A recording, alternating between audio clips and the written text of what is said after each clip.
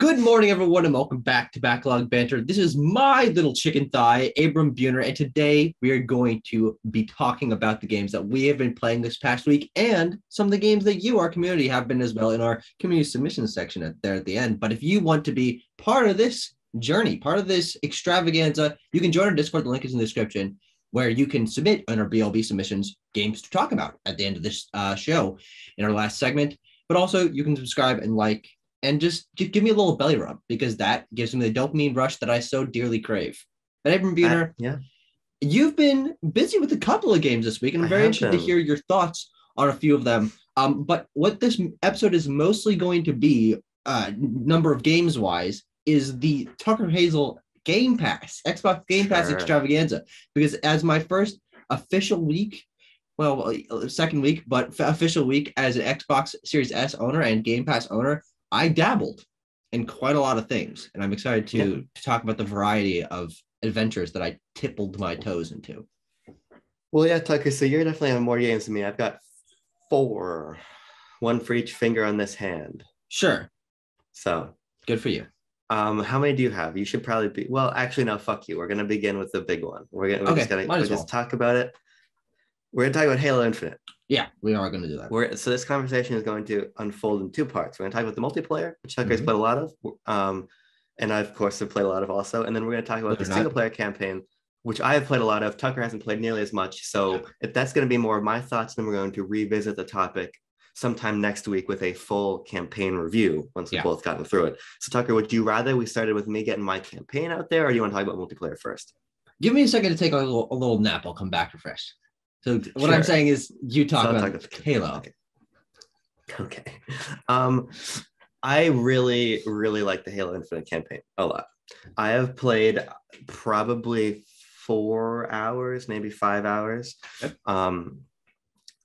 I think this is really great, but it's not excellent, I don't think. Okay. And we'll see how it unfolds as I play more. I think what's really successful about this is just the fact that the Halo Infinite sandbox experience is so fucking good. Yeah, sure. The campaign, once you hit Zeta Halo, which is the open world section, you play a couple more traditional Halo missions up at the top, and then you get down to Zeta Halo. Functionally, it's really just one long mission. Yeah. And once you're down there are just so many opportunities for amazing Halo moments. Sure. And a lot of that, I think, can actually be attributed to the grapple shot, which is a humongous addition to the formula in so many amazing ways. Like, I was taking over a forward operating base, and there was a big brute who was suppressing me, and he picks up a power coil and throws it at me, and I grapple shot it out of the air and catch it and throw it back at him and kill him. Does that require any kind of specific aiming, or does it like sort of gravitate towards it? Because I've never shot my grapple hook at something that was moving. You got to aim at it. Okay. There is pretty generous aim assist for the grapple shot. So, but you can't be aiming into fucking Venezuela. Sure. While the power coil's over here. But there are just so many amazing moments that the campaign facilitates because of how good these mechanics are. And that's really exciting. And it just makes the game incredibly fun to play. I have done probably, I think, 4 story missions or so. I just got to Pelican Down, which is the E3 demo mission for a little bit of context, in case people are playing along and they're curious where I am compared to them. But I spent a lot of time. I also spent a lot of time. Who I believe is that Ephraim? Is he Craig? No, Craig. Ephraim is the bigger boss. There's another fucking. Well, as far as I understand, Craig is just a brute. Craig was just a screen cap from like a moment of gameplay. He's not Ephraim. He's not. Sure. He's not Dassus. He's not any of the big. I thought it was like a moment at the end of that mission where there was a brute character. Okay, never mind. Which is why that meme is so funny, because he's completely unremarkable in the entire game. But so I find the open world very successful as I'm going around rescuing Marines, finding the caches for Spartan cores. I actually find the upgrade system quite satisfying, which I was a little bit concerned about, because I'm like, what happens when you introduce upgrades and RPG-esque elements into Halo. The truth is it makes the game more compelling because like I've upgraded my grapple shot to the point where it's electrified so I can stun enemies cool. when I grapple onto them, quicker refresh time and such. So I'm finding the entire game flow super, super compelling. Now, the but is more of a concern about where the game might be going opposed to where it is right now. Because in the story missions I've played, I have been compelled by what we're setting up. Of course, I'm rather early on, but I just want this game to have a very strong narrative focus, and I'm concerned that it might actually not. Okay. As you listen to the audio logs, by the way, I'm not an audio logs fan usually, but you can, which every game should do, you can pick up an audio log and listen to it as you're walking around the world. So I've been listening to all the ones that I've been picking up, but for instance, I'm not going to spoil anything, but you made a sub monitor of a Halo installation. You know them for a cutscene, and then you have a boss battle with them. You kill them, and you move on, right? Sure, yeah. And so, from what I understand, the game kind of backloads a lot of its plot information, and because a lot of the side content on the map is gameplay driven opposed to narrative driven, it's not like you're going to a quest giver for the most part. I just want there to be a good story here. Yeah. And I'm of the belief that 343 can tell a very interesting Halo story. I actually think Halo 4 and Halo 5, while rushed, kind of weirdly put together narratively, have a lot of interesting concepts that I hope pay off, particularly in relation to Cortana. And it seems like they're going to, based on what they're setting up. But it just feels a little bit too early to tell there. But that's my main concern, because I think that the gameplay is absolutely fantastic. I think it's the best that Halo's ever felt to play, frankly. I think it's terrific. I mean, from what I have played, and we'll get in now to the multiplayer segment, I do agree with that. This is, as obviously the most modern Halo gameplay experience, but I do think that from what I can tell, upgraded aiming and movement and all that stuff, it is more satisfying, and it does feel tighter than the Halo games I've played. I don't know how different the multiplayer, especially gunplay, is in 4 and 5, or how that tracks in comparison to this. But I'm definitely agreeing that the gameplay is tighter than 1 and 2, which I'm definitely appreciating. Yeah, so I think here's what's interesting. I think you bring a really fresh perspective to a Halo Infinite you had to worry about what words you were going to use. Yes, because I don't want it to sound like an insult, but you just don't know a lot about Halo. So you're coming of course not. Gladly. Without that context, and so you putting some messages in Discord that I found really interesting. You said that this felt to you like any other first-person shooter in large part, and I find that very interesting, because Halo Infinite is the only game like it on the market, in the sense of this is an arena shooter. Yeah. There are basically no other arena shooters on the market. You can, Splitgate is there. Splitgate is basically just ripping off Halo, but it has a portal gun in it. Yeah. But what's so great about Halo Infinite, I think, is that you're talking about these kind of mechanical changes. It returns to Halo's arena shooter roots. It gets rid of the Call of Duty loadout style gameplay of 4. It gets rid of the esports ADS focused gameplay of Halo 5, and it returns to something that is a little bit slower, a little bit more deliberate. Even weapon starts, very, very much about long time to kill, limited enhanced mobility options, clamber, slide, sprint, but it's a game a lot slower and a lot more about strategy and deliberate gunplay, opposed to something like Call of Duty or Apex, or I suppose Titanfall is more apt, which are far twitchier, right? Sure. So I think Halo Infinite actually has a very defined place in the market, and it's those mechanical changes you're talking about that returns Halo to that place, instead of being, as it was in 4 and 5, kind of a copycat of where everybody else is moving. Yeah, no, it's interesting when I say it's near indistinguishable. I do mean that. From the movement, from the gunplay, I know that it's Halo. I know I have these shields. I know I have the weapons that are Halo specific, and that these certain gameplay elements make it Halo-esque. But from what I've played, actually does not necessarily mean games that are on the market at the moment, because I've not played almost any modern first-person shooter games. My experience comes from TF2 and CS:GO, and obviously my experience with Overwatch and the first person shooter campaigns that I've played, like Half-Life, that this into an extension of BioShock Infinite as well, that this does feel similar to, in terms of, okay, I can only carry 2 weapons. Okay, if I want to kill a guy, I need to shoot him in the body and then aim for a headshot. Like, all this stuff does feel similar. And the arena style shooter that has dropped out of popularity in for the majority of modern first person shooters was only what it was back then. Not Call of Duty, sorry. CS:GO and TF2, that's what those games are. So when I'm playing Slayer or I'm playing Capture the Flag or King of the Hill, these are game modes that I'm very familiar with, because that's what the game modes are in those other games.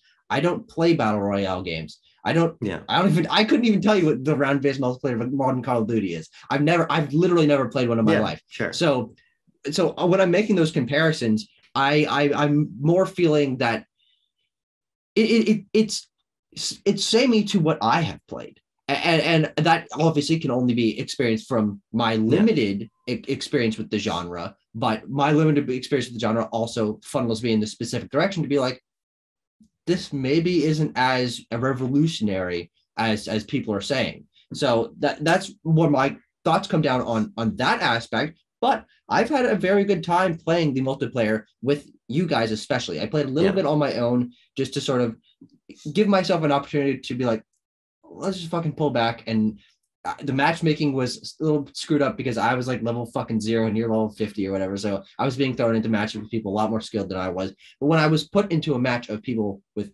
my skill level, I was actually doing surprisingly well. We did a nice Slayer match where I got 25 out of 50 of the kills for my team and we won. So like, I'm not entirely incompetent at Halo, and my skill level from the first match that I played with you guys, where I got 0 kills and died like 9 times, to dying 11 times, getting 25 kills. Like, obviously it's increasing. I'm getting my fucking sea legs under me a little better.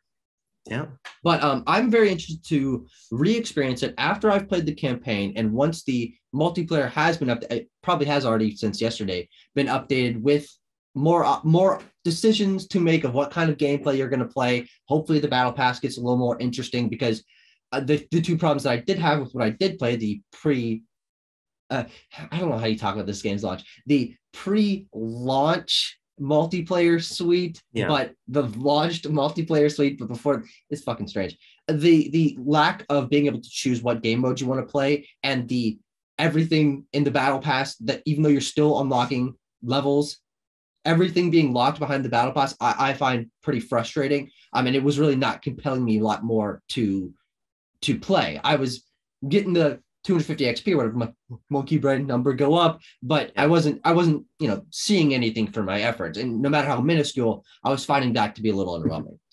Yeah, I think Halo Infinite needed to be delayed again. You know what? I actually, this is an interesting conversation to have. Yeah. Because I agree.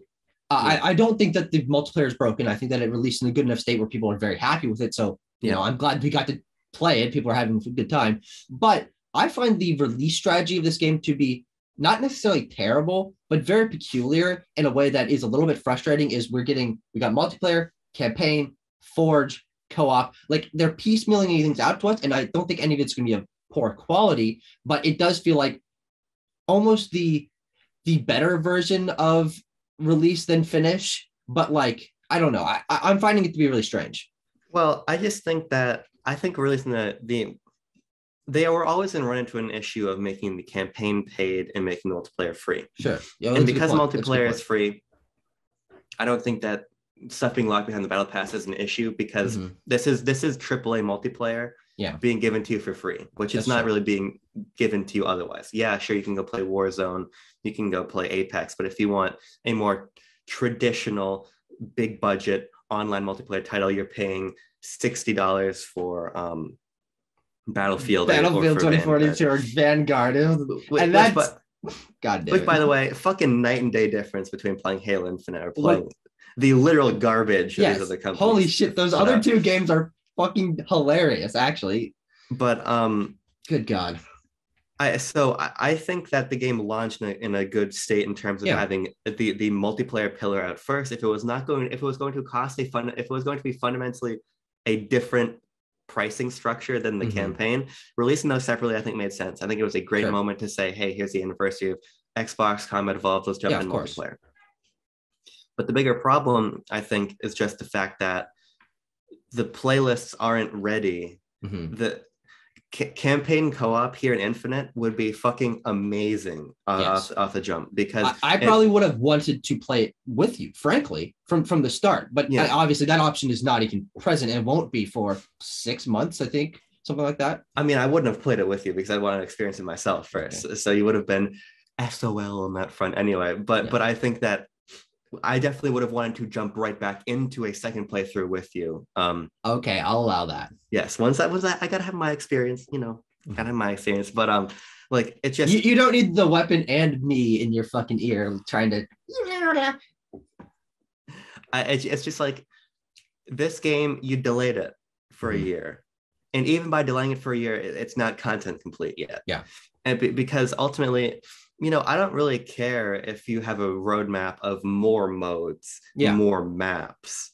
But if you have a content roadmap to backfill fundamental elements of the game structure, then I have an issue, right? And so I think that there's a really good there's a world where we waited until fucking 2022 and Halo Infinite came out, and the game is a flat 10 across the board. Yeah. It is the best first-person shooter to release in many, many years. Yeah. As it stands now, for me, it is still the best first-person shooter I have played since Destiny 1. Easily. But I also think that it's carried so heavily by how good it feels to play that is why I can overlook some of these more structural issues with the game. Yeah. And we'll see how things are rolled out and how high quality and how engaged the community is as things continue to release.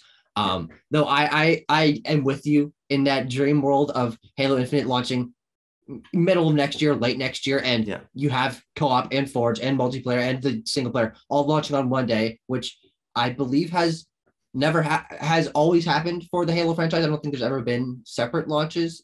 Well, there have not been separate launches for multiplayer or campaign before, but Halo 5 notoriously launched without a lot of stuff. Okay, without sure. BTB, without campaign split screen, without all kinds of shit. Did you only play online co-op multiplayer? I believe so, yeah. Okay. Because the conceit of that one was that it was squad based, and they just could not get the fucking VCR to run split screen Guardians. Yeah. But before we end the Halo section, can we just say how fucking fun it was to jump in with Daniel Navaroli from Nerdic Gods, you, me, and Avi for a little bit, and just fucking play Halo. Yeah, it was good. That was awesome. It was good because I get to fill my role as the guy who can't get kills but can sit with the oddball in a corner, which is how I love to play Halo. We got into a really great rhythm where basically Daniel and I were your fucking bodyguard. Yes. We played one match where you had every second of oddball objective time across both rounds. Yes. And Daniel and I were just fucking doing laps around you, killing anybody who was trying to get close. It was great. I was like, I see Daniel. And I would fucking monkey hop across the map and try to get away. Oh god, it's great. It's great. Fucking phenomenal. We'll have to put some more of that now that the game is out. One last point I want to make. Of course, we're going to save a lot of the campaign stuff for the actual campaign review, but just the 2 points I want to make really quickly that I forgot to say earlier before we move on from Halo. First of all, that made me cough. I don't know why. Out of excitement, perhaps.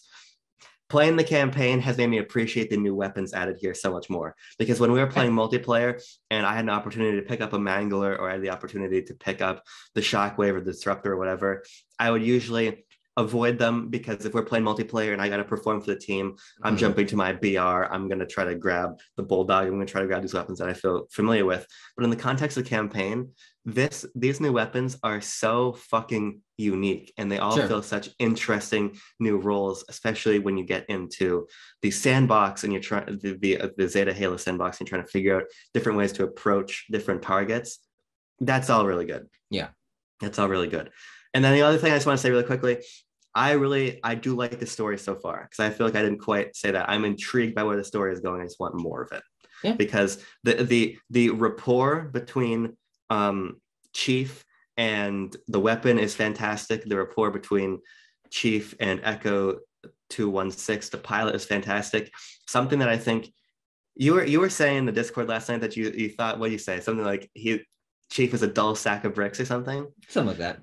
I think that's one of the main reasons why you should play Halo 3, because in Halo 3, the relationship between Chief and Cortana develops in a personal way. Sure. And it reveals a different dimension of his character, and it kind of sets him on this different trajectory, moving out of Halo 3 through the 343 saga, and then to see him trying to find Cortana again after the uneven place she's left in Guardians, and having to fill that dynamic with the weapon. Yeah. He really, I think, he goes from being a fun, stoic badass in Halo 1 and Halo 2 to being the same fun, stoic badass, but with this complicated personal angle that he's not supposed to have. And I think that that's playing out well in Infinite. So sure. I just want more of it. I really hope we get more.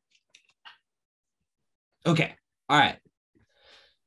Let's head off to, okay, I actually have two quick ones to sort of go through, because quick update from last week, I beat Life is Strange True Colors, and it is now my third favorite game of the year, possibly my second. I might pass Toem. I haven't really thought about Toem much lately, but I continue to think about True Colors.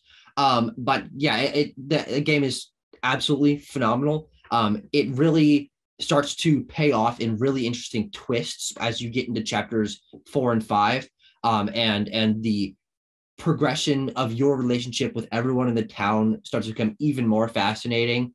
And as you go to the end, there is a final sequence where, and this is only sort of a spoiler, but where everyone that you personally, through your gameplay, have helped through the course of the story, either goes against you or supports you at the end. And I've heard that depending on how many people you assisted through your story, it drastically changes how you see the end of the story. So some people fucking hate the end of this story because everyone stopped and was like, fuck you, you're stupid, get out of our town. And they're like, cool. And, but I thought I helped everyone, but the old lady turned against me at the end. I'm like, fuck you, Eleanor. I thought I did the right thing. But basically, at the end of the story, I became one with the people of Haven Springs, and there's an interesting way that they've framed the end of the story with you going into your future and with the whichever character you chose to romance, and then your brother is sort of telling you this stuff about what your future could be like, and it really framed this end of a story in a very interesting way, and it sort of just ends on this calm moment of you reflecting, or at least my ending, reflecting in front of a Colorado fucking lake. Cool. And it's like a really serene ending that ties together this really personal story for Alex Chen. And it's definitely one of my favorite games of the year. And it has inspired me to be interested in the rest of the franchise. This usually happens with me. I'll play one entry in a series and I'm like, I gotta play everything else in this franchise. Will it happen? The likelihood is very slim because I do like to jump around a lot, and I'll get distracted by another franchise and forget about Life is Strange until inevitably a year from now, where I'm like, I should play Life is Strange 1, and then I'll go play Life is Strange 1. But I loved True Colors. And I think that, and I don't know, you and me, we can decide in this moment, but can we change one of our Game Award predictions officially? Because I have to change from whoever played Juliana Blake to Alec Morey's Alex Chen. She, by far and away, the best performance this year. There's not even a fucking contest. Yeah, because I'm gonna do a very similar thing too. I think I'm doing. Look at the door. Let's find out. Yeah, so I want to change one prediction. I'm actually gonna change it in this episode when we get to the game in question. Okay.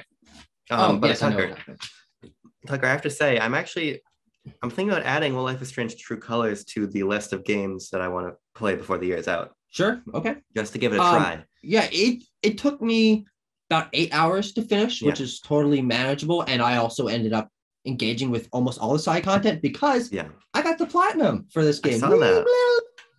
Very, very easy platinum. Holy shit. Just as long as you get all the collectibles and help everyone and beat the game, platinum. There's actually, I'm not going to have time for it, but I'm building up a small list of 2021 games I need to play before the year's end. And so this is going to be low priority on that list. That's fine. But it goes, the number one that I need to play Psychonauts, and then Sable, and then Before Your Eyes, and then Chicory, and then this. Oh, Chicory. Oh, fuck. I want to play Chicory too. Chicory, I believe, is on sale on PlayStation Network today because it's up for a Game Awards. So doing like a Game Awards sale. Oh, I'll have to give that a look. Yes.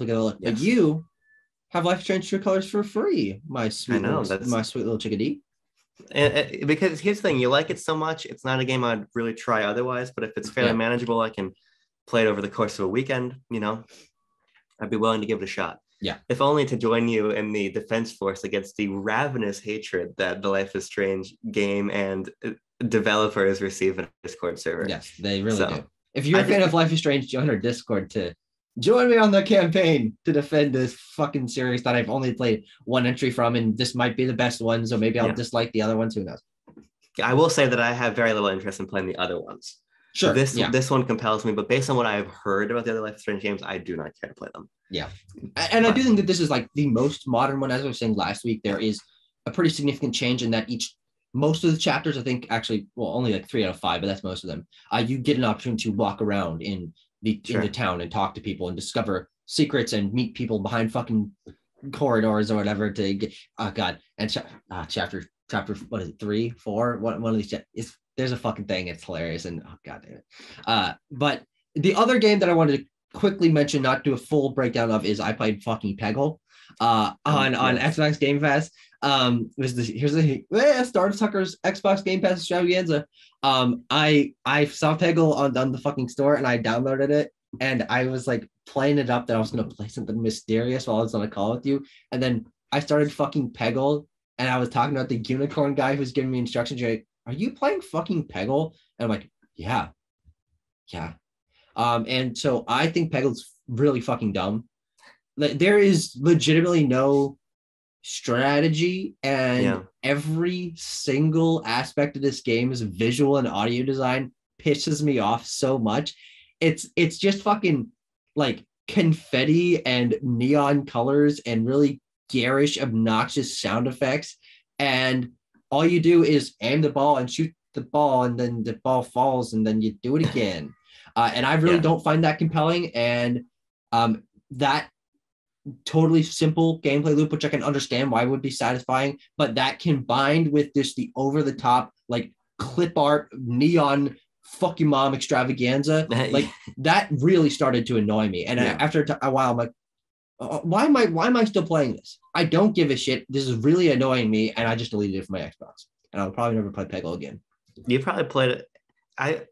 It was fucking 1 a.m. here on the East Coast, and we're on a call, and I'm doing a little bit of work, and we're just hanging out, and I hear these fucking like Yahoo noises, and you're talking about some fucking unicorn, and it's using like stock sound effects, like stock celebration effects. Like, what the fuck is happening over there? Yeah, that is very much early downloadable title energy. 100%. People say Peggle 2 is better. I'm a fucking masochist, so I might end up playing Peggle 2 at some point, but of course, my interest is very low, this being my introduction to the series. Sure.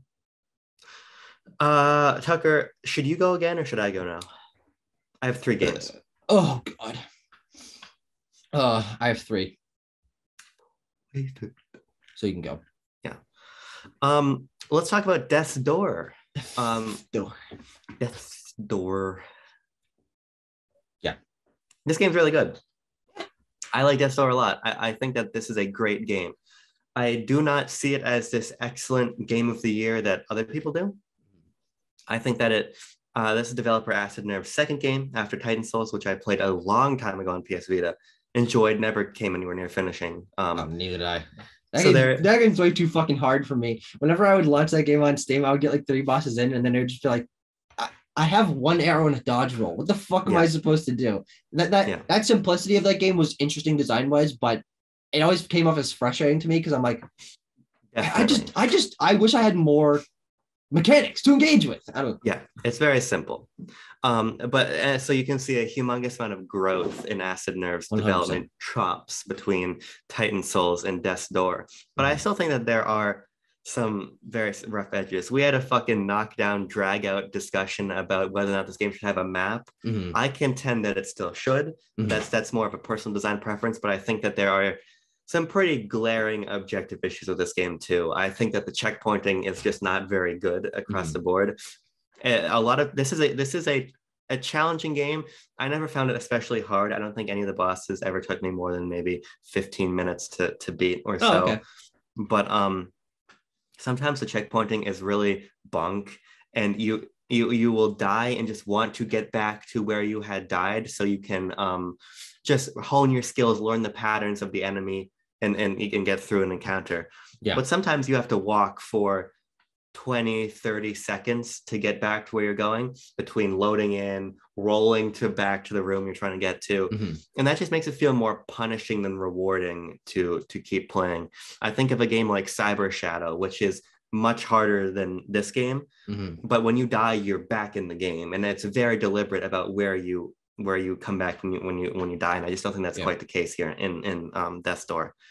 And then there's, I think, just little issues like there's a lot towards the end of the game, you're using a hook shot power, and you have to aim it like 360, but you have to you fucking believe in the heart of the cards to know where it's going to go, because you don't have, like, in most top-down shooters, you have like an aiming line to show where your thing is going to be shot to. You don't have that for the grapple shot. That's a problem. And it's not a huge issue, but I just think that this is a game where little chips in the armor take it from what could otherwise be an excellent game down to a great one. Because on the whole, I think that this game is really fucking money in a lot of ways. It makes me super excited for Acid Nerve's game, because my change is that this game deserves, of the nominees, because this is not anywhere near the best indie game of the year, but of the nominees, I think this should win indie game of the year over Kena, which is what I previously said. Yeah. Well, that's not a game, so. Kena. Oh, it's Kena? I thought I was saying it right this time. No. Because Kena is what I used to say. That's true. You just switched your entire other wrong thing. Kena. Oh, well. But the art design, the art direction is phenomenal. The design of the world is phenomenal. The music is really great. The combat is simple, but I think satisfying in that respect. I feel like you get this like combo, like it's just really like weighty fucking hit. I love the sword swing in that game. I think there could be some more enemy variety, frankly. Sure. You end up by the end of the game, there's very clear archetypes for enemies. So even if they change aesthetically, they're basically performing the same function. So I just think that they need to push it a little bit further. But what's here in terms of combat, world design, the boss design, save for, I would say, maybe like one boss, is really great. There's just so much fucking charm and personality, because especially in the first two areas, you go through almost these Zelda dungeon-like areas, and then the bosses will keep popping up to talk to you as you do various challenges. Like you fight a frog boss in this like swampy cave area, and he's a big like fat bullfrog, and his whole like conceit is that he thinks he's in better shape than he is, so he, like, puts on this really like tight armor. He's like, it still looks great on me, but he'll pop up throughout the dungeon by like just shoving his head through windows he doesn't fit through, so he gets stuck like halfway through to talk to you, and you have to like whack him with your sword so he goes away again. It's just, there's so much fucking great personality. It's a charming world to be in. I really think this is a great game. I just think that Acid Nerve could have pushed it a little bit higher. Sure. Yeah. And you gotta admit, the fucking guy that's a squid piloting a fucking corpse of a fisherman, that's still one of my favorite character designs I've ever seen. Because then you pair that with the dialogue where he's like, I'm using my two hands to make you a meal. And he's pretending to be a person. Oh my fucking God. What's the character's name again? Nelson or something like that? It's like Gilbert or something. Yes. It's a human name. Yeah, it's a human name. Yeah. Yeah. Fuck, I love that guy. Anything else to say? Full review and Ninty Fresh. a volume 6. So let's hop over to something different. And this is actually the game I played last this week that was not Halo Infinite, which is Sunset Overdrive. Now, why is this funny? Isn't it supposed to be a very good game? I really don't like this game. I'm only an hour and a half in, but I think this game has a really terrible start. Oh boy, okay. I think it has a categorically awful start. Because you start off this game, the first thing that you do is design your character, which is not terrible. I mean, some games have that, but it feels like they're trying to get you into the world with all these wacky designs for the characters and all that shit. And then it just throws you right into it. And there's not like a really great ease into the world of the combat or anything. It's just, you're just plopped right into it. And there's fucking people dying left and right and things are exploding. And you're like, and your character's like, whoa, what the heck's going on? And it's got this fucking like meta commentary on zombie apocalypse and game design and narration stuff. And I find it really aesthetic and that dialogue impossibly fucking obnoxious. But I also think that, and it's probably because I haven't gotten my head around it yet, the combat I really do not find fun. And I find the traversal to be more frustrating than not. Because it's parkour based, right? Or like rail grind? Yeah. The conceit of the game is that you are in a zombie apocalypse. It's these creatures called the OD, which are people who drank a contaminated energy drink and turned into fucking bulbous whatever the fucks. Sure. And you, for some reason, are able to rail grind on wires and edges of buildings and stuff, or just on your shoes, around the city, and you do more damage the more parkour combos you do. So if you're grinding on a rail or bouncing off a car or something like that, you build up a combo meter and start doing more damage and your character gets stronger. But unlike games that I feel are more deliberately focused on designing an open world around traversal, this game has a pretty normal set of buildings and streets and bridges and stuff that's just like a city in an open world that I often find myself just like hitting a wall or going into an area where there's nothing to grind on. And so I always find that traversal to be ended quicker than I think it should. And also when you're on a rail, you automatically move, which means that your character is going around a building. And I found it really hard to aim while I'm always moving automatically. And on top of that, you've got weapons that run out of ammo too quickly, I found. And like, I don't know. I really don't think that any part of this game intrigues me, especially because the story and characters I didn't find very compelling either. Your character doesn't have a name. It's just called the player. And everyone else is just kind of an archetype of like zombie apocalypse characters. So I'm really not a fan of Sunset Overdrive. And I think it's a really clunky open world experience because its traversal doesn't match the map. And I wasn't a fan of this combat. I didn't like the aesthetic and basically everything about it was a turnoff to me. I do know that people really praised the movement and combat of this game. There are movement upgrades that you can get where you bounce off of the water and can do an air dash and stuff like that, which would certainly help alleviate some of the problems I have. But I don't know when I would get those through my progression of the game. And I don't know if I care enough to play enough of the game to get into those shoes. Yeah, I think gameplay like this has a very high skill floor. It reminds me a lot. Yes. What you're saying reminds me a lot of my time with Jet Set Radio. Yeah. Mm-hmm. Very, very clearly inspired by that. Yes. And so I can totally see where you're coming from. I actually find the idea of this sort of parkour gameplay being integrated into a third-person shooter in a modern gameplay context with a developer like Insomniac behind it to be a compelling idea. And like, and if I'm going to ever get into a parkour-esque game, I feel like this would be the gameplay concept to do it for me. Sure, yeah.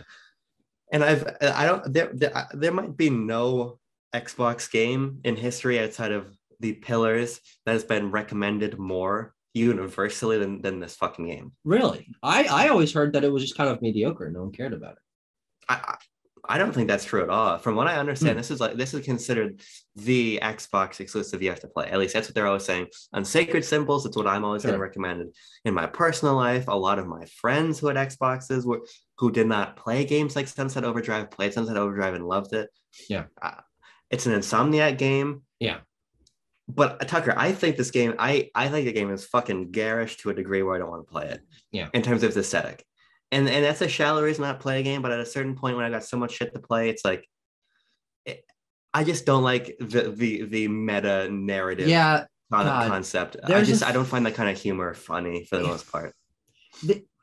You are also there's a narrator who's like, you press the X button to fucking whatever, and then your character's like, who's this voice talking to me? But it's like you don't connect to this character that you're playing as because it's an unnamed customizable character, which really disconnects you from the world. I think like the character's supposed to have personality and supposed to be this sort of like bumbling heroic character, but like cool guy that's also kind of dumpy. Like it's a really weird scenario to place your headspace in. That I think customizable characters should either be silent or a customizable version of an actual written character. I think this middle ground is really shaky, and maybe just not give a piss about any character that I was talking to, and I didn't care for the character that I was like playing as. It was really just, I don't know. I found that really awkward. I think now this is gonna be the most controversial thing I'll say in this episode. Yeah, I think that the tone of this game is the worst impulses of Insomniac, Ratchet and Clank's games. Sure. Ratchet and Clank's humor I already find to be incredibly tenuous at best. When you meet fucking Skid McMarks, they just have a brand of humor that I do not find funny and find really cringy. And I think that they were just completely unshackled by an Xbox. I was like, we just need a fucking exclusive. And so they let Insomniac make whatever. And I think there's something really bold and interesting about that. But it just swings so far in a direction that just does not appeal to me. Yeah. Okay, I've got two more video games to talk about. That's how that works for me too.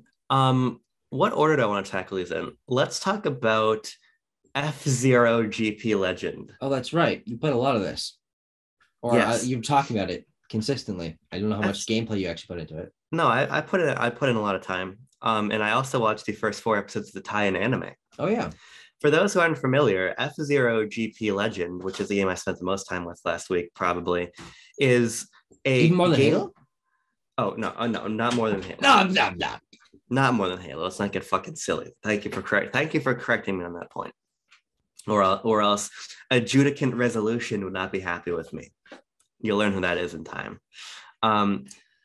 This game released in 2004, and it is an F-Zero game that ties into an F-Zero anime called F-Zero Falcon Densetsu in Japan. When for 51 episodes, 15 came to the West via 4Kids, and then they canned the show because it had low ratings.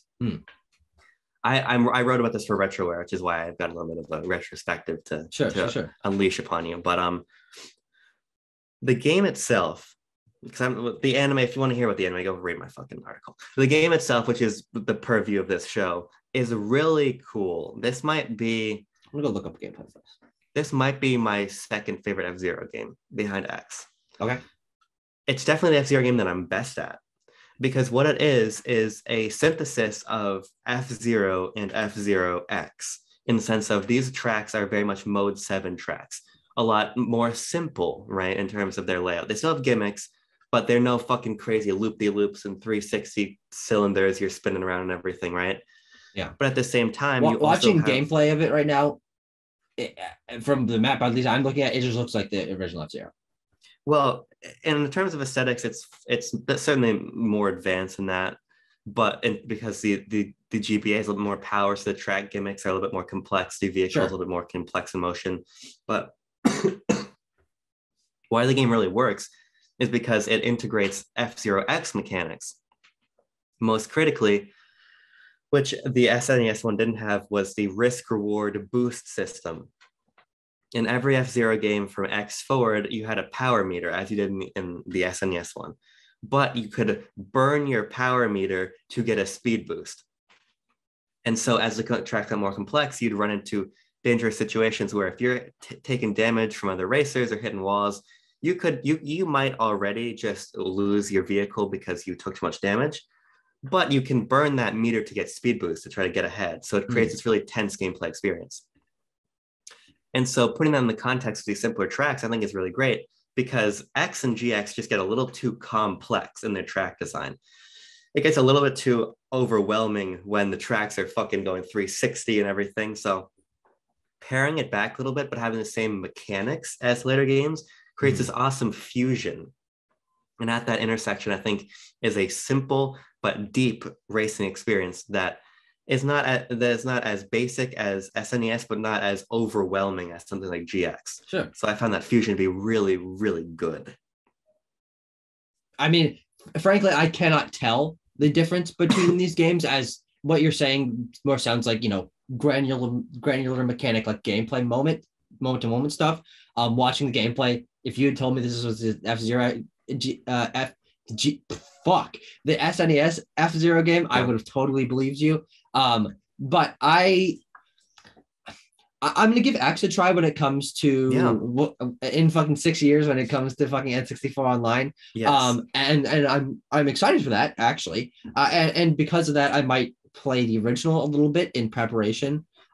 Is this a game that has a campaign that you completed? What's the side modes like? What's the content of this game like? There's a lot of content in this game. There's a campaign, there is a time attack mode, there's a mission mode. It's bulky. The campaign is not good though. Okay, interesting. It's the same story told from like 8 different perspectives and they all overlap, which is an interesting idea, but it literally reuses cutscenes from other perspectives. Oh, sure. So I'm losing my fucking voice over here.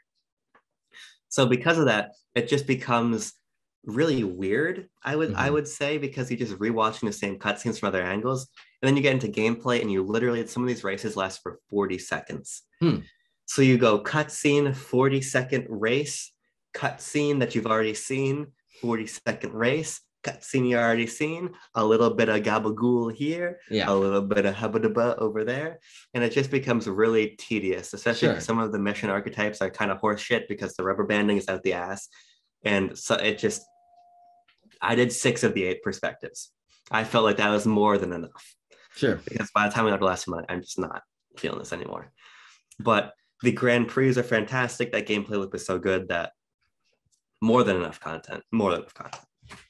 Good.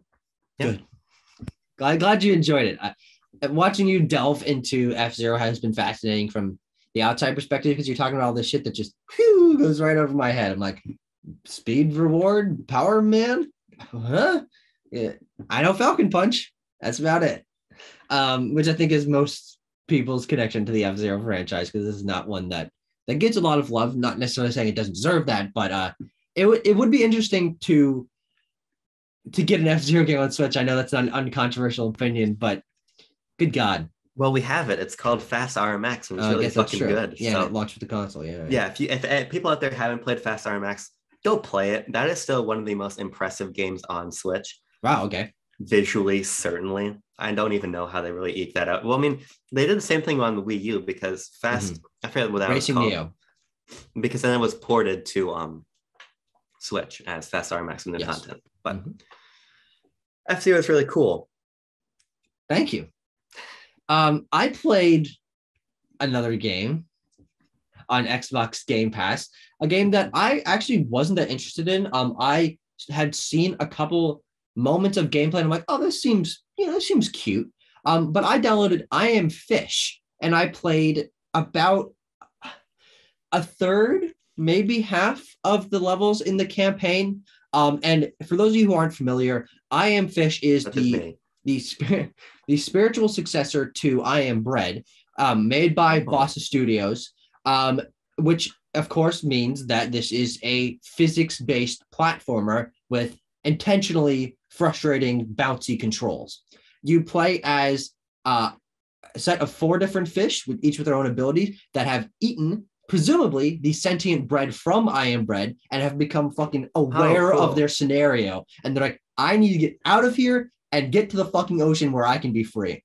So you play as the goldfish who is in a little glass bowl and it rolls around it like Katamari or something. You're playing as a ball, and that means you're in a glass ball, which means that there's the physics of you have to start slow and then gain speed. It's hard to stop a little bit when you're turning corners. It's a little bit strange.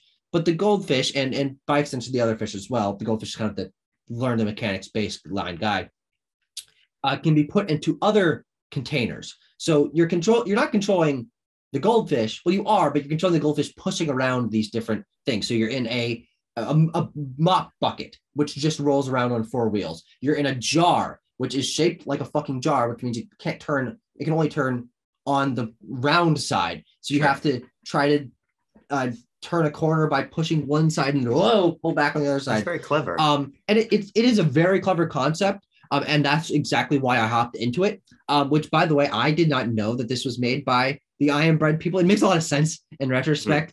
But then I was rolling down the stairs of his house and I hear this song coming from the kitchen.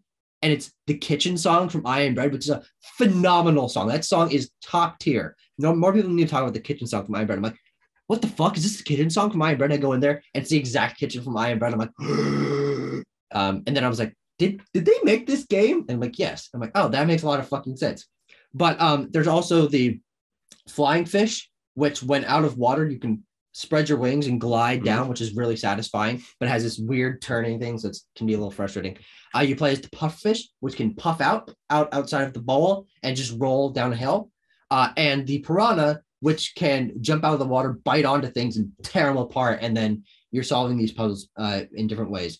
I think this game has a phenomenal concept. I think it does work really well for what it's trying to do, but I think it doesn't look very good in certain places. Sure. It's got this kind of plasticky aesthetic that I don't think really works. The checkpointing is really inconsistent. There is a little scale checkpoint when you reach a certain point of level, you know you've gotten a checkpoint, but they're spaced out really weirdly, and sometimes it means that you have to go through a bunch of fucking challenges. And honestly, I think just that gameplay that is designed to be intentionally frustrating, like Getting Over It or I Am Bread or things like that, I don't find to be particularly compelling. And when I'm trying 30 times to just get around a fucking corner and I'm like, I see the checkpoint, what fuck, like I end up getting more frustrated often than not. And so I just deleted the game. I didn't feel compelled to push through it. I felt I had seen the different things that the game had to offer. And while I really respect what they were doing there, and it's very fun conceptually, that gameplay just did not click with me. And I can recommend the game from people who think that it's a cool idea, but God, it's fucking hard. Holy shit, it's hard. Yeah, I mean, it's a YouTube game, and these sorts of games just don't appeal to me. I mean, the fun of these is watching somebody else play them. Yeah. And that's a very particular niche, but I'm not going to play a gameplay experience that is intentionally designed to not be satisfying. Yeah. And also, this is the easy mode, by the way. There's an Iron Fish mode. I don't know what that fucking means, but it makes the games harder somehow. I think it's an interesting design philosophy to just say to the player, but for me, not really. Yeah, I just wish there was some sort of assist of some kind. I know that each level of the game does contain its own gimmick, so I have not seen all the possible gimmicks in the game. I do know that and this is fucking hilarious, I know there's one where you get swallowed by a drunk guy and you have to control him around by swimming in his stomach, which is hilarious. That's a phenomenal idea. But I really think this game is creative. It is fun for the first few hours once you get in the hang of it. But and I do love the variety of the different fish. I think that's a great way to sort of spice up gameplay. But yeah, I know I didn't beat it, and I can't really recommend it. Sure. Sorry, Boston Studios. I have a huge amount of respect for you, but also fuck you. Last game of the day for me, Townscaper. Are you familiar with Townscaper? I'm familiar with it because the guy who was designing it just posts all sorts of stuff on Twitter. Yeah. And I've always followed him like, this game looks fucking beautiful. Now, Tucker, the reason I bought Townscaper is because I got this. This is a Nintendo Switch OLED. That's right. I want to futz around with it more before I give full thoughts. I mean, it's fucking beautiful. Like, it really makes the old Switch feel like garbage, frankly. Mm-hmm. Like, this is just such a premium device, but I wanted something I could play that really show off the screen and also just be relaxing. Mm-hmm. And so I picked up Townscaper. I love this game. Which is on Xbox Game Pass, by the way. It is on Game Pass, but I just bought it with some, it's only $6. So it's like, oh, okay. This would be the way for me to play it. And because of that, it's just such a relaxing experience. There is no end goal. It's only about building towns. There is no meta game to it at all. Mm. The developer himself describes it as more of a toy than a game. Sure. And I think that philosophy of minimalism, almost to the point of emptiness, is so fascinating because there's very few games designed like that. There is no goal here. There is nothing to do. You build towns. And so it's about the cerebral experience of placing these pieces, seeing your towns dynamically change because things contextually change. They turn into roofs, trees pop up, birds show up as you put more stuff. Mm-hmm. So it's just this experience about building the town. Yeah. It's very, very simple, but because of that, it is so relaxing and serene and so unique. Now, I shouldn't have bought it on Switch. Yeah. Because the Switch is not powerful enough for this game. Really? Interesting. Okay. Which sounds peculiar, but when you start to build really complex towns, because I usually hop in for, hop in for 30 minutes a night or whatever. You see what's so fun about the game is you see the pieces change in real time because you basically, there's only one type of piece you place. Mm-hmm. It changes what it is contextually based on what's around it. And so the fun is watching it immediately render and shift other pieces in its orbit. Mm-hmm. But when you put the piece down and the Switch has to think for a second and a half before it alternates, it just takes away some of that charm. So I think this game is amazing. I think it's beautiful. Its design philosophy is really interesting. Yeah. And I'm going to keep playing it, but I probably would have played it somewhere else if I could have. Well, you could have. And I still have this game on stronger hardware for free. Yeah. So, no, but that all sounds great to me. I mean, I've been interested in this game, not enough to purchase it, but interested in it from that. Again, the developer of the game was posting every time he would add an update, every time he would add something new, he would post a video of it on Twitter and on Reddit, and I would always seem like, man, this just seems charming and cute, and I'm sure I would enjoy it, just as a dabble for a few minutes kind of thing. I don't think it's something I would get really into, but it's unfortunate that it doesn't work on Switch because that does sound like the platform I would want to engage with it most on. Like having it in my pocket, taking it out every few minutes, not every few minutes, for a few minutes of me in the middle of class. But yeah, that's unfortunate. Because also, it's also beautiful in OLED. This game has such an amazing aesthetic. It looks so pretty. Yeah. But playing with a touchscreen is great because it's so tactile. Putting a piece great. Down, I didn't know there was touchscreen. Watching it change the environment. That's part of the reason why I almost want to put up with the little delay, because playing with a controller, I think, would be a lot weaker experience. Sure. Because the act of touching just makes this game, I think, so much more engaging. It's a trade-off. Playing on OLED is beautiful. Pros and cons. It's very cheap. So ultimately, you probably have enough money in gold coins to just download the game. Yeah. Then if you want to play somewhere else, you can. But I genuinely do highly recommend this game. Highly. Yeah. I'll probably come back with thoughts on it next week because now that you've given it a try, I mean, if I played for an hour, 30 minutes, that's enough to get my fucking thoughts on it. Yeah. But the final game that I have to talk about this week is now one of the greatest 2D platformers I've ever played in my entire life. This game is genuinely fucking phenomenal. This is Unravel, an EA game, but an EA published game. They didn't fucking develop it. That focuses on a little yarn character named Yarny. It's a fucking clever name. Who goes around these normal human environments in a 2D plane and uses his yarn-based body to traverse the environment, solve some puzzles, and collect little yarn bits that are of the memories of an old woman who's sort of losing her thoughts of her family and her past. So you're rebuilding her memories as you explore these painted worlds to collect the things at the end of the level. All that is just framework to get you into, which I think are some of the best visually and mechanically designed 2D platforming levels I've ever experienced, genuinely. it's got that Pikmin charm where you're small and everything else is large, and it works that to the fucking bone. It's phenomenal how much detail they put into everything. This is one of the best looking games I've ever played, even though this is a 2015 game. I can't even imagine how great it would look if it was developed today. But that combined with the incredible moveset that your character has makes this game, I genuinely think, a must play. It's not particularly long. There's only 12 stages. The stages themselves only take 20 minutes to beat.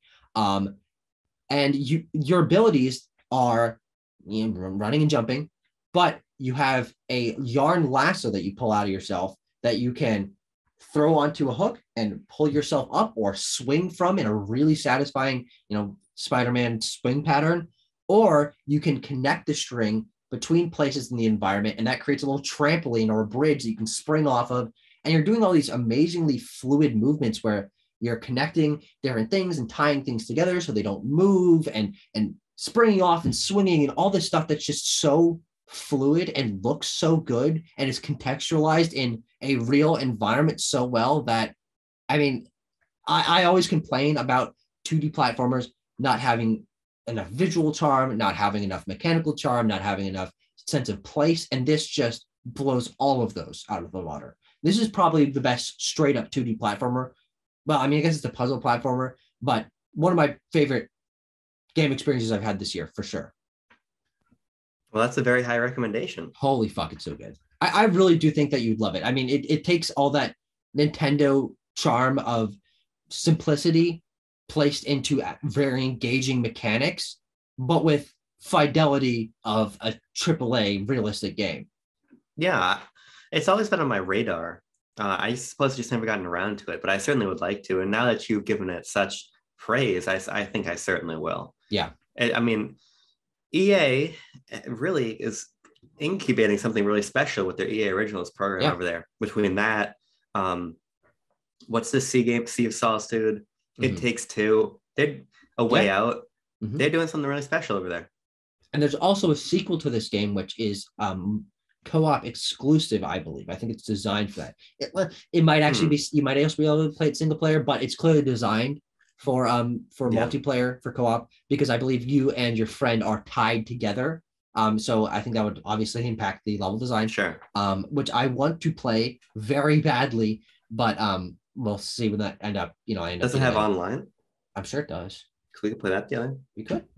After we play fucking It Takes Two, though. Yes. We know we have to play It Takes Two. That's a great point. Yeah, but I sincerely recommend this game. I think it's genuinely phenomenal. And for the price of nothing on Game Pass, God, I'm so glad I got to try this game. Holy shit. Yeah. No, I certainly intend on playing this game before I get brutally murdered. That's coming soon, so you better speed it up. That's my last game of the day. I wanted to end it on sort of a glowing recommendation. Yeah, we had a lot of good recommendations this episode. Oh yeah, and unrecommendations. Actually, you got a lot of unrecommendations, didn't you? I had to. Well, I am Fish's Oak. It's pretty good. Now, Tucker, it's time for community segment. We only have, I believe, 3, but we've got 3 fucking chunkin' honkers to read. God, we've got honkin' monkins. I'm gonna request that you read them today because for whatever reason my voice is immediately betraying me this morning. Yeah, I can hear that. Do you have water? Yes, I do have water. I've actually almost finished it. Oh, so it's good timing. I think whenever I start speaking, my eyes turn off. So I'm sure you were drinking in my field of vision, but yes, I certainly was. Yeah, where the fuck have I been? I don't know. I've been on Unravel world with the Yarny. Okay. So our first comment comes from Mick JRPG guy, who I believe is Martin, right? Yes. If you're watching this episode, you have seen Martin cross the fucking threshold many times. Many times. But not for much longer, correct? All right. Well, because you're going home. I go, yes. I go home. Also because you're about to kill him. It'll be hard for him to cross the frame when his fucking bloody corpse is on the floor. I'm not sure I like this joke. Okay, so Martin says that he just finished playing Kingdom Hearts 3 this week. And, quote from him, I'm having a lot of fun. No, I've misread that entirely. Let me restart. Just finished playing Kingdom Hearts 3 this week and having a lot of mixed feelings about it. I love this series, but I feel very let down and burned by this entry. This game's story is all over the place, and plot threads from 2 decades ago are hastily slapped back together in this final 4 hours. As for the gameplay, it felt like for every few steps forward, the game took many steps back, and the systems in place give the player too many overpowered options right from the beginning, ruining any reasonable difficulty. Overall, I think I enjoyed my time with the game, but only because it's another chapter in a story that I love so much. Hoping that Kingdom Hearts 4 is firing on all cylinders to make up for it. What did Will say Kingdom Hearts directly man after that? yourself. Oh, he said more like Kingdom Farts, which is funny. Right. But then Boeing said, ouch, Kingdom Hurts, which I think is even funnier. Sure. So I was watching Martin play a lot of this game. It is incomprehensible. And I'm not just talking narratively, I'm talking from a gameplay perspective. So if you remember, I played, this is far before we started Backlog Banter. I played a lot of Kingdom Hearts 3 for no reason, like really? 20 hours of Kingdom Hearts 3. Wow. I didn't even know it was that much. I thought it was just something you bought and put like 3 hours into. No, I played a lot of it. And then I looked at myself one day in the fucking reflection of my television, said, what am I doing? And I stopped playing Kingdom Hearts that very day. Martin was getting angry playing this game. Yeah. And I think justifiably so. It is a very poorly designed video game. Interesting. Okay. It is absolutely crushed under the weight of its fucking horse shit 15-year development cycle, you know? Yeah. I can't even imagine that. It was just tortured. It's clearly messed up by Disney's mediation of how their content can be handled, i.e. we're just going to redo the plot of Frozen. Oh yeah, that's right. And Sora is like standing over here in the corner, like they don't know that I am the protagonist of this game. That fucking meme for so much of it. It's just a very, very weird game. From what you have played of Kingdom Hearts 1, what makes Kingdom Hearts 3 gameplay-wise so lesser, presumably? Well, from what I understand from Martin, the difference is more between 2 and 3. Okay. Because Kingdom Hearts 2 complicates the gameplay of Kingdom Hearts 1 a lot. Yeah. In terms of the combat, making the combat actually have combos and a lot more strategy to it. This game has very little strategy. Sure. He would literally, to prove his point, would turn, his desk is over here. We have like opposite desks. He would turn around to face and talk to me and mash X to get through a combat encounter, right? Mm-hmm. Just to prove his point. The game is just so simple. Yeah. Surprisingly simple in a way that feels reductive after what came before. Sure. Yeah, that sounds like a very reasonable complaint. I know that game was mixed. I mean, I know a lot of people were very hyped for it. That's one of the most anticipated game launches of all time. And presumably if they make Kingdom Hearts 4, it will be as well. Because Kingdom Hearts fans are fucking rabid. They're fucking crazy and you don't want to get in their way. But yeah, will I ever play that game? The likelihood is incredibly slim. But you know, in 2026, when I become an insane Kingdom Hearts fan, who knows?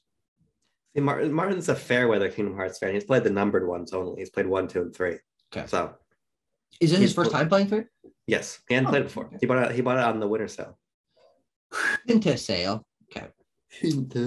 Let's transfer over to our friend Franz, who is Pantry on our Discord, who says, so I actually have a roommate with a VR headset right now, and I tried it out and played Moss and Psychonauts VR.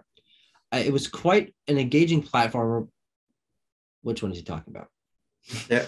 Well, I know Moss is. I missed a word. Moss was quite the engaging. Wow, I'm fucking stupid.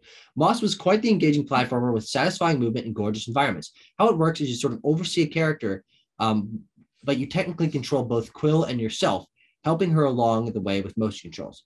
The platforming felt great, but at times the puzzles felt clunky and padded out.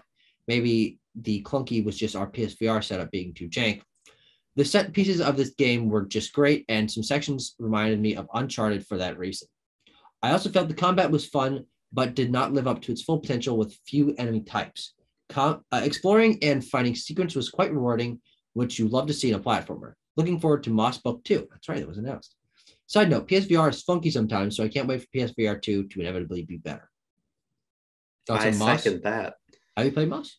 No, I own Moss. It was part of the bundle, the PSVR bundle I got. Yeah. I haven't played it because it was at that period of time when I was playing Astrobot when I first got my PSVR. I'm like, this makes me fucking motion sick. Yeah. And so when I revisited VR, the higher priority for me, with now that I had the Move controllers, was the Move capable games. So Vader Immortal, Blood and Truth. I want to play Iron Man VR.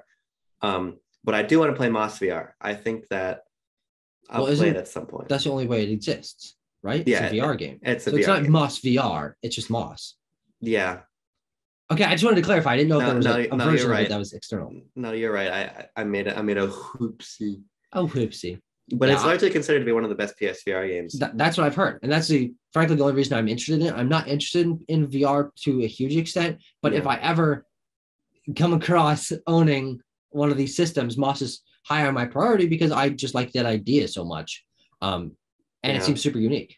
I mean, my other thing about it, though, to that point, is that games like Moss, to me, almost feel like a waste of what VR can do. Okay.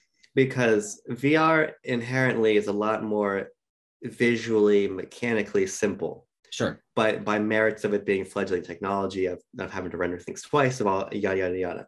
New way to develop games. So I almost wish that Moss was the game that it is, but a standard game that is a lot more robust, because 5-6 hours of a solid action platformer where you're just the camera in VR, that doesn't really feel like it's using the affordances of VR very well, nor does it feel like it's giving what is a very charming character, very charming world, all of the time it needs to really, take its ideas to their natural conclusions. Yeah. It's kind of the way I felt about Astrobot Rescue Mission 2. That game uses VR, I think, in more deliberate ways. But even that, it's like, why cordon this off behind a piece of hardware that is going to make some people motion sick and make most people unavailable to even play the game because PSVR is still like 2 million units, So I just think it's an interesting proposition to try something third person VR, but it just kind of feels like a waste when it doesn't service that audience or the game fully. No, yeah, that's interesting. As someone who doesn't have any connection to VR and I don't have a fucking leg in the race of the horse or whatever the fucking saying is, close enough. Sure. I think I disagree because I would rather VR games be given the chance to be experimental and to whether or not it works, have that variety. If everything is first person, if everything is falling into the VR game tropes, I think that's a little bit bland. Sure. Being able to do a third person game that is just an action platformer, but uses VR to immerse you, to change how you're interacting with the world, even just a little bit, I think makes it stand out both from other VR games, but obviously also from other 2D action platformers, which we've gotten a bazillion of. No, I think that's a fair point, but I also just think that VR is in a situation where VR tropes don't really feel like they're developed yet, because the software is so simple. Mm-hmm. There's very few fully fledged VR games, know. Yeah. And I think in the context of an idea like Moss that can work outside of VR, it just does a disservice to itself by being in VR and putting more limitations on itself. Because I think Moss could be like a really charming addition to the wider PS4 exclusive library if it was a $40 12 to 14 hour incredibly beautiful storybook platformer, Sure. But I think your point about experimentation is definitely apt. That also means that we still have to talk about Psychonauts VR, which Franz says that VR was cool coming off of Psychonauts 1. Seeing the characters and world up close in such high detail was cool and is a really cool interlude to set up into Psychonauts 2. Not much else to say, but it was my first VR game I played through, and I enjoyed 2 hours away from the place where we live. I don't know what that means. I'm assuming that's a Psychonauts reference. I guess so. I don't know. But I actually don't know a lot about this. The rhombus of food. Oh, that's right. Okay, it's its own game. Yeah. It's not Psychonauts 1 in VR. No, it's its own. No. Okay. Well, here's what I want to say. Tucker, I think we need to go to thesaurus.com and pin that link in the BLB submissions chat. So he doesn't say cool 5 times. I'm putting an embargo on the word cool. Okay. All right. I believe Andrew is next. If he says cool once, I'm gonna fucking God, I can't even say what I'm gonna do. Are you going to insinuate 2 homicides on this episode? No, I'm not going to kill him, Andrew. Hold on, copy the link at thesaurus.com. You're a devious little boy. Thesaurus.com links now sent in the BLB submissions channel. Okay, yeah, nothing to say about Psychonauts, you fucking rhombus of motherfucker. I like the name Rhombus of Shun, but I have no concept what the game is, so I have nothing to say. Yeah. Our final submission comes from, as usual, Andrew Mooglenator in the Discord. I say that like it's his last name, but it's very obvious not. His last name is actually Orozco, which is a cool last name. His first name is Mooglenator. Mooglenator Orozco. Yeah, that's right. That's right. After the God, I'm not on a roll today. But you know what? That's okay. Sometimes we deserve a day off. Do you need some reading glasses? I need some speaking mouth, but I don't. It doesn't work sometimes. Christ. Okay. He says, after the disappointment that was Brilliant Diamond, I needed a palate cleanser. I need to be reminded what a proper remake should be. One that elevates an outdated game to new heights and brought into the modern gaming scene, even if it is a decade old. That's right, fellas. I'm talking about the remake GOAT, Pokemon Heart Gold. It's easy to forget that Heart Gold came packaged with one of the coolest Pokemon accessories. He said cool. Oh no, oh God. I'll trudge through, but that's one strike for you, Andrew. One of the Pokemon accessories, the Pokemocker, a pedometer that lets you take walks with your Pokemon, pick up items, even catch Pokemon on a stroll to import back into the game. While it is true that Niantic fully realized this version with Pokemon Go, let's not forget it took its baby steps here. Also, I lost my Pokewalker, so I can't use Heart Gold's best feature anymore. In case it's not clear, I started a new playthrough of this classic. Heart Gold brings us back to second generation with beautiful Johto region. While Tucker has made great points about the inconsistent pacing and sudden level curve around the 8th gym, I think there's a lot to love here. I will argue that Heart Gold and Soul Silver has some of the best music in the series, such as the Goldenrod City theme, Lance's theme, and the Kimono Girls theme. The B plot of Usain? What? Did you mean Suicune? I think Suicune probably autocorrected to Usain. Sure. Okay. What the fuck does Usain? Is that a word? There's no Eugene in this game, is there? No. Oh no! Wait, hold on. There's a character named Usain. What? Huh? Who is Usain? Usain is also known as the mystifying trainer from Celadon City, who has been searching for Suicune since his grandfather told him about the legendary Pokemon. Is Usain an anagram for Suicune? No, it doesn't have a C in it. Does Suicune have a C in it? Suicune, yes. I thought it was spelled Khun. No. Okay, well, that's a part of Heart Gold and Soul Silver that I didn't remember existed. Oops. The B plot of Usain and the hunt for 3 legendary dogs adds a little something as we hunt down the gem's badges and the remnants of Team Rocket. The regional dex is also a solid mix of Gen 1 and 2 mons. What I love about Heart Gold and Soul Silver is that it doesn't take place in a vacuum, but a couple years after Red, Blue, and Yellow. This allows us to revisit Kanto and provide context to the way it has changed since then. It feels like the passage of time has actually happened, something we don't see in the series again until Black and White 2. Did I mention there are 16 badges in total, and you get to fight the previous protagonist? Heart Gold and Soul Silver is hype AF. Go start a new file right now. Now, our resident propaganda machine for Heart Gold and Soul Silver, Andrew Orozco, has very eloquently provided why he likes this game so much, and I can't disagree with a lot of that.